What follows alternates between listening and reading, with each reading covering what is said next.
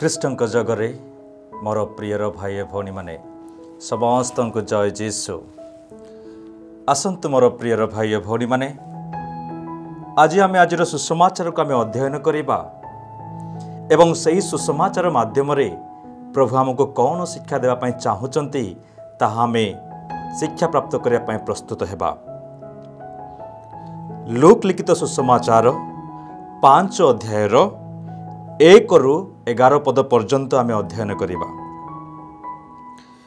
ଦିନେ ଯୀଶୁ ଜେନେସାରେତ ହ୍ରଦ କୂଳରେ ଠିଆ ହୋଇଥିବା ସମୟରେ ବିଶାଳ ଜନତା ଈଶ୍ୱରଙ୍କ ବାକ୍ୟ ଶୁଣିବା ପାଇଁ ତାଙ୍କ ଉପରକୁ ମାଡ଼ି ଆସିଲା। ଏତିକି ବେଳେ କୂଳରେ 2ଟି ନୌକା ଥିବା ସେ ଲକ୍ଷ୍ୟ କଲେ। ସେଗୁଡ଼ିକୁ ସେଠାରେ ଛାଡ଼ିଦେଇ ଧୀବରମାନେ ଜାଲ ଧୋଉଥିଲେ। ସେହି 2ଟି ମଧ୍ୟରେ ସେ ଗୋଟିଏ ନୌକାରେ ଚଢ଼ିଲେ, ଯାହା ସିମୋନଙ୍କର ଥିଲା, ଓ ଏହାକୁ କୂଳକୁ ଅଳ୍ପ ଦୂରକୁ ନେଇଯିବା ପାଇଁ ସିମୋନଙ୍କୁ କହିଲେ। ତାପରେ ସେ ନୌକାରେ ବସି ଲୋକମାନଙ୍କୁ ଶିକ୍ଷା ଦେବାକୁ ଲାଗିଲେ।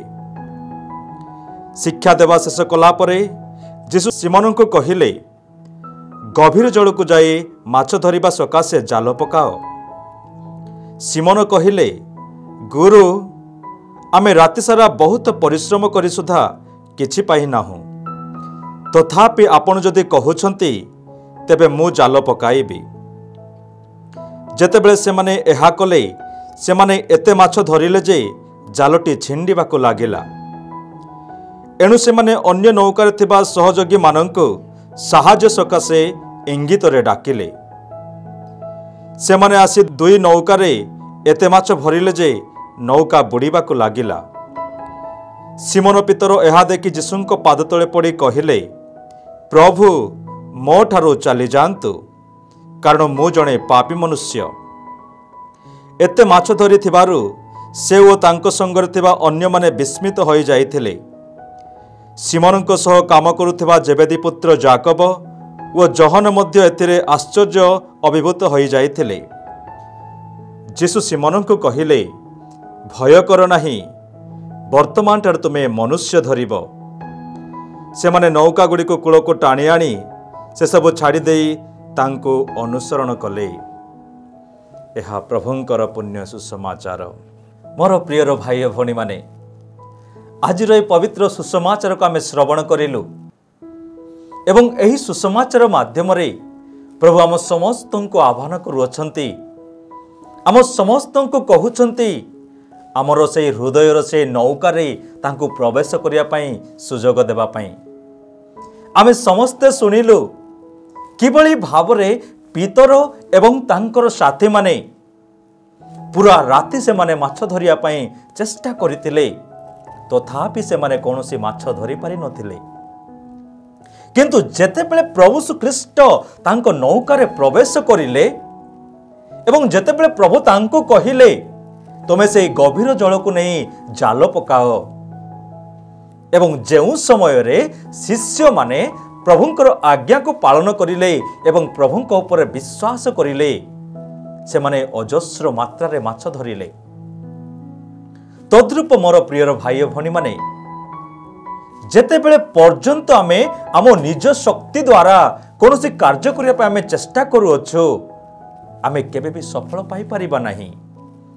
କିନ୍ତୁ ଯେଉଁ ସମୟରେ ଆମେ ସେ ଦୟାମୟ ପ୍ରଭୁ ଶ୍ରୀଖ୍ରୀଷ୍ଟଙ୍କୁ ଆମ ସେ ହୃଦୟର ନୌକାରେ ପ୍ରବେଶ କରିବା ପାଇଁ ସୁଯୋଗ ଦେଉଅଛୁ, ନିଶ୍ଚିତ ଭାବରେ ସେହି ପ୍ରଭୁ ଆମର ପ୍ରତ୍ୟେକ କାର୍ଯ୍ୟ ସଫଳ ହେବା ପାଇଁ ସାହାଯ୍ୟ କରିବେ। ମୋର ପ୍ରିୟର ଭାଇ ଭଉଣୀମାନେ, ଆମେ ଏହି ସୁସମାଚାର ଠାରୁ ଆମେ ଏହା ଶିକ୍ଷା ପ୍ରାପ୍ତ କରିବା, ଆମେ ପ୍ରଭୁଙ୍କ ଠାରେ ଆମେ ସବୁକିଛି କାର୍ଯ୍ୟ ପାଇଁ ନିର୍ଭର କରିବାର ଆବଶ୍ୟକ ରହିଅଛି ଏବଂ କେବେ ବି ନିଜକୁ ଅଯୋଗ୍ୟ ମନେ କରିବା ନାହିଁ।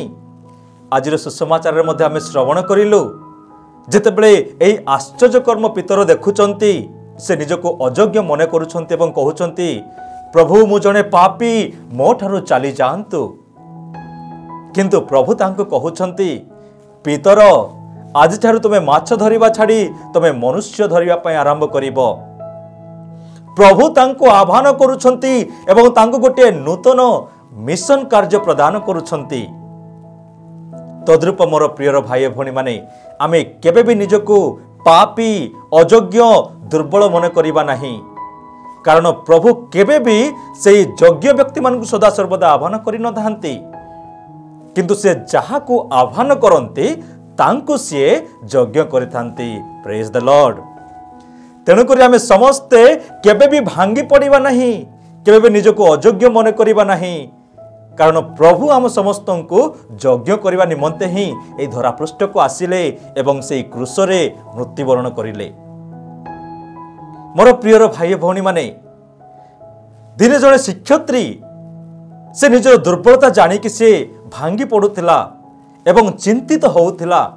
से भाबुथिला जे मु मोर कोन एई दुर्बलता द्वारा मु मोर छात्र छात्री मानकु गोटे उत्तम भविष्य गठन करिबारे साहाय्य करि पारु अछि कि एई सब चिंता करी से निजे भांगी पड़ुथिला। किंतु दिने जने छात्री आसी तांको कहउचंती टीचर आपणकर से शिक्षा द्वारा आपणकर से प्रेममय वाक्य द्वारा आज मोर मन परिवर्तन हेई मु अनेक असुविधा जाऊली तथापि आपणकर से उत्साहदायक वाक्य द्वारा मु प्रभावित होई आज मु स्कूल को आसुअछि एवं मोर भविष्य गठन करिबारे लक्ष्य रखि पारुअछि। जेतेबेले सेही शिक्षयित्री एही छात्रींको ठारू एही वाक्य सुनिले तांको आखिरु अश्रु झरि जाइअछि कारण से निजको अयोग्य मन करुथिले किंतु से अयोग्य हेबा सत्ते प्रभु तांको माध्यम किभଳି कार्य करी अनेक छात्र छात्री मानकर जीवन को परिवर्तन करिबारे चलाइथिले। तद्रूप मोर प्रियर भाई भौणी माने आमे केबे भी निजको अयोग्य मन करिबा नाही हमर दुर्बलता को देखि आमे केबे भी भांगी पड़िबा नाही। प्रभु सदा सर्वदा समस्त को आह्वान करंती गोटे मिशन कार्य देई।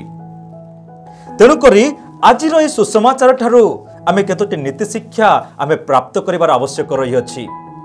प्रथमटी होउछि आमे प्रत्येक समय रे से प्रभुंक ठार आमे विश्वास करिबार आवश्यक रही अछि कारण आमे जानिलु आमे सुनिलु एवं सुसमाचार आमे देखिलु किबळी भावरे पितर प्रभुंक विश्वास करी सेही गभीर जल रे नहीं से जाल पकाइले से अजस्र माछ धरि पारिले।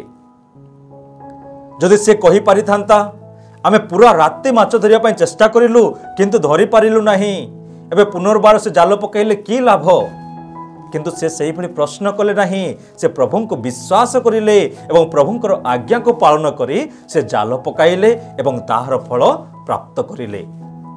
तद्रूप आमे माने मध्य प्रत्येक समय रे प्रभुंक उपरे आमे विश्वास करिबार आवश्यक रही अछि। ताही आमे देखिलु लूक 5:5 पदरे पितर कहिले प्रभु आमे पूरा राति सारा आमे माछ धरिया पय चेष्टा करिलु तथापि किछि माछ धरि पारिलु नाही। जदि आपण कहउचंती मु निश्चित भावरे जाल पकाइबी।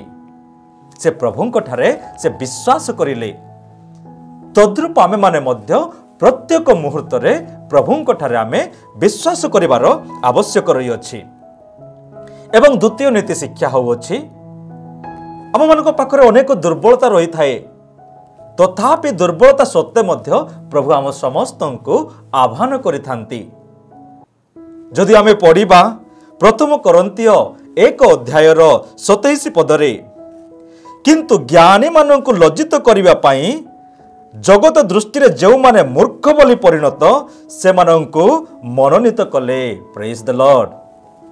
मोर प्रियर भाई भौणी माने प्रभु केबे भी सदा सर्वदा कौन सी ज्ञानी व्यक्ति को से आह्वान करि न थांती किंतु प्रभु से नम्र एवं सरल व्यक्ति को आह्वान करी तांकर से आशीर्वाद द्वारा ताको यज्ञ करि थांती एवं ज्ञानी रे परिणत करि थांती। आमे देखिलु किबळी भावरे पितरं को आह्वान करिले गोटे माछ धराळे को गोटे नवा दायित्व दउचंती मनुष्य धरिबा पई एवं आमे समस्त जानुअछु किबळी भावरे पाउल जतेबेले साउल रे रहिथिले से समस्त व्यक्ति को ताड़ना दउथिले सेही भली दुर्नीत व्यक्ति को मते प्रभु आह्वान करिले तांकर मन परिवर्तन करी से ख्रीष्ट व्यक्ति मान को जो व्यक्ति ताड़ना दउथिले से मानकर सेवा करिया पई से मानक गहन रे वाक्य प्रचार करिया पई तांको परिवर्तन करी गोटे नवा जीवन प्रदान करिले।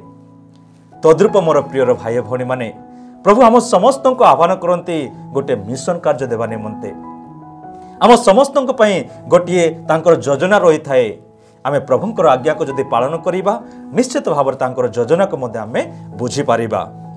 एवं तृतीय नीति शिक्षा होछि प्रकृत रे प्रभुंकर शिष्य हेबा पई हेले आम समस्त को किछि ना किछि त्याग करिया पई पड़ी थाए। आमे सुनिलु आज सुसमाचार रे जेतेबेले प्रभु पितरंको एवं तांको साथी मानको आह्वान करिले से माने तांकर से नौका एवं जाल को त्याग करी प्रभु को अनुसरण करिले। जो जाल माध्यम से माने निज परिवार बंचाउतिले से जाल एवं से नौका को त्याग करी प्रभु को से माने अनुसरण करिया पई आरंभ कले। जदि आम जीवन रे मध्य आमे प्रभुंकर शिष्य किंबा शिष्य पई चाहूछु आमको मध्य से पापमय जीवन को आमको त्याग करिया पई पड़िबो एवं जो पापमय जीवन द्वारा आम अन्यर क्षति करने चाहूँ से हिंसा भाव को त्याग करने को पड़ो एवं नम्र सहकारे प्रभु को अनुसरण करने पड़ो। ताहेले आमे माने मध्य गोटे प्रभुंकर शिष्य किंबा शिष्या हो पारिबा। एवं अंतिम नीति शिक्षा होउछि आमर मिशन कौन हेबार आवश्यक आमे ताहा जानिबा को चेष्टा करिवार अछि।